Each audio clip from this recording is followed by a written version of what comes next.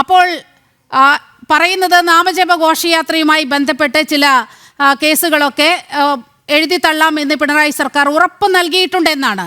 വർഷങ്ങൾ എത്ര കഴിഞ്ഞു, ഇപ്പോഴും എഴുതി തള്ളാം എന്ന് പറയുന്ന ഒരു വാക്ക് മാത്രമാണ് അവിടെ നിലകൊള്ളുന്നത്. പക്ഷേ CAA പ്രക്ഷോഭകാലത്ത് നടന്നത്, ആ കേസുകൾ ഇപ്പോൾ എവിടെയാണ്? അവരൊക്കെ വളരെ സ്വതന്ത്രരായി വിഹരിക്കുകയല്ലേ. വീണ്ടും വീണ്ടും രാജ്യവിരുദ്ധത മുഖമുദ്രയാക്കിക്കൊണ്ട് അവർ തെരുവുകളിൽ പ്രതിഷേധം സംഘടിപ്പിക്കുന്നു. അതിനൊരു പ്രശ്നവുമില്ല. അപ്പോൾ ഈ ഇരട്ടത്താപ്പ് വളരെ കൃത്യമായി പറയേണ്ടതല്ലേ? അപ്പോൾ BN ഹസ്കർ പറയുന്നത് പോലെ പഴയകാല സംഭവത്തെ ഇതുമായി കൂട്ടി യോജിപ്പിക്കരുത് എന്ന് പറയുന്നതിൽ എന്തെങ്കിലും യുക്തിയുണ്ടോ?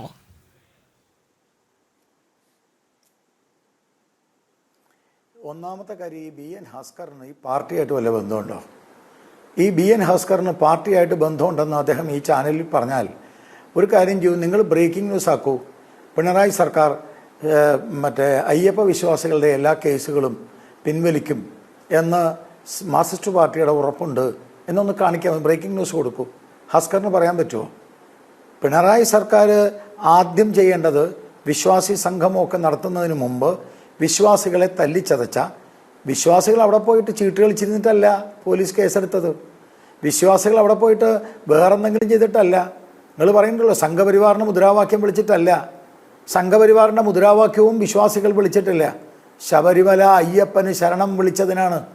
ശരണം വിളിച്ചവരെ അറസ്റ്റ് ചെയ്ത് കൊണ്ടുപോയ ഒരു സർക്കാരാണ് സാർ നിങ്ങളുടെ സർക്കാർ. ഹസ്കറെ, ആ ശരണം വിളിച്ചതിൻ്റെ കേസ് പിൻവലിക്കണമെന്നാണ് വിശ്വാസികൾ പറയുന്നത്. ഭഗവാന് ശരണം വിളിച്ചതിൻ്റെ പേരിലെടുത്ത കേസ് പിൻവലിക്കാതെ പിന്നെ എന്ത് മണ്ണാങ്കട്ട സംഗമമാണ് മിസ്റ്റർ നിങ്ങൾ ഉണ്ടാക്കാൻ പോകുന്നത്? നിങ്ങൾ എന്ത് പറഞ്ഞാലും സംഘപരിവാറിനെ തലയെ കൊണ്ട് കയറ്റി വെക്കാൻ നോക്കും.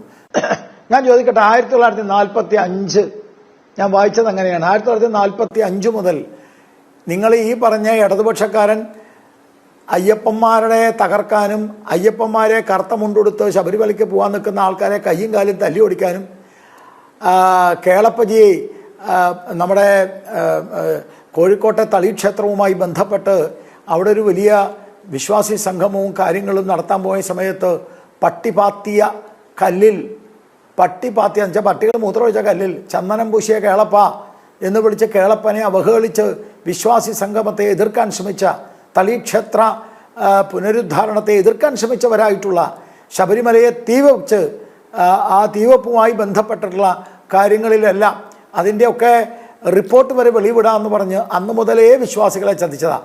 ആ 1900 ഞാൻ പറഞ്ഞു വന്നത് 1945 മുതൽ എന്നാണ് ഞാൻ മനസ്സിലാക്കുന്നത്. ആ 45 മുതൽ ഈ ശബരിമലയിൽ ചുക്കുവെള്ളം കൊടുക്കാൻ 3 മണിക്കൂറോളം അയ്യപ്പന്മാർ ക്യൂവിൽ നിന്നാൽ ഒരു തുള്ളി വെള്ളം കൊടുക്കാൻ ഈ നാണം കെട്ട സർക്കാരിൻ്റെ ദേവസ്വം ബോർഡ് ഇപ്പം തയ്യാറല്ല. 3 മണിക്കൂർ 4 മണിക്കൂർ തല ചുറ്റി വീഴുമ്പോൾ ഒരു ഗ്ലാസ് ചുക്കുവെള്ളം കൊടുക്കാൻ ഇന്നും തയ്യാറാവാത്ത ഈ ഇവിടുത്തെ ഈ നാണം കെട്ട ദേവസ്വം ബോർഡ് അന്ന് 1945 മുതൽ പാവപ്പെട്ട അയ്യപ്പന്മാർക്ക് ചുക്കുവെള്ളം കൊടുത്ത്, അവർക്ക് ഭക്ഷണം കൊടുത്ത്, അവരെ അവരുടെ സന്നിധാനത്തിൽ അവർക്ക് വേണ്ട സൗകര്യം ചെയ്തു കൊടുത്ത്, ശബരിമല അയ്യപ്പ അയ്യപ്പ അയ്യപ്പ എന്ന് ശരണം വിളിച്ച് അയ്യപ്പന്മാരെ സഹായിക്കുന്ന, ശബരിമലയെ സേവനം ചെയ്യുന്ന അയ്യപ്പ സേവാ സംഘം എന്ന് പറഞ്ഞൊരു സംഘടനയുണ്ട്. അറിയാവോ ഹസ്കറിന്? സംഘപരിവാറൊന്നും അല്ലാതെ, സംഘപരിവാറൊന്നും ഉണ്ടായിട്ടില്ല 1945 കാലഘട്ടത്തിൽ. ഇന്ന് നിങ്ങൾ പറയുന്ന പരിവാറൊന്നുമില്ല, മനസ്സിലായോ? അന്ന് തൊട്ട് ഈ അയ്യപ്പ സേവാ സംഘം, ആ അയ്യപ്പ സേവാ സംഘത്തിനെ നിങ്ങൾ ഒറ്റ മിനിറ്റ് ഞാൻ തീർക്കാം. ഈ അയ്യപ്പ സേവാ സംഘത്തിനെ ഈ വിശ്വാസി സംഘവുമായി നിങ്ങൾ ബന്ധപ്പെടുത്തിയിട്ടുണ്ടോ? ഈ അയ്യപ്പ സേവാ സംഘത്തിനെ നിങ്ങൾ ക്ഷണിച്ചിട്ടുണ്ടോ? ഉണ്ടെങ്കിൽ പറ. ഞാൻ ചോദിക്കട്ടെന്ന്. പന്തളം കൊട്ടാരം തന്ത്രി, മല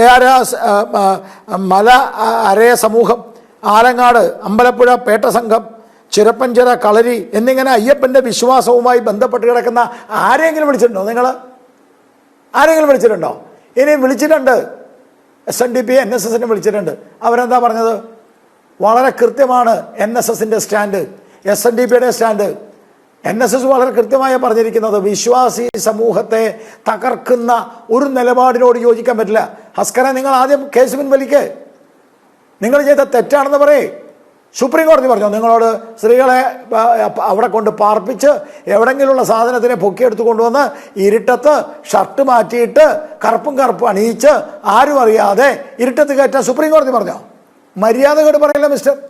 ശബരിമലയിലെ തോന്നിവാസം ചെയ്ത് നാണം കെട്ടിട്ട് വീട് വീടാന്തരം കയറി മാപ്പ് ചോദിച്ചിട്ട് ഇപ്പൊ വന്നിരുന്നു സുപ്രീം കോടതി. ആ തോന്നിയ വാസം വീണ്ടും വീണ്ടും നമുക്ക് ഓർമ്മിപ്പിക്കേണ്ടി വരും.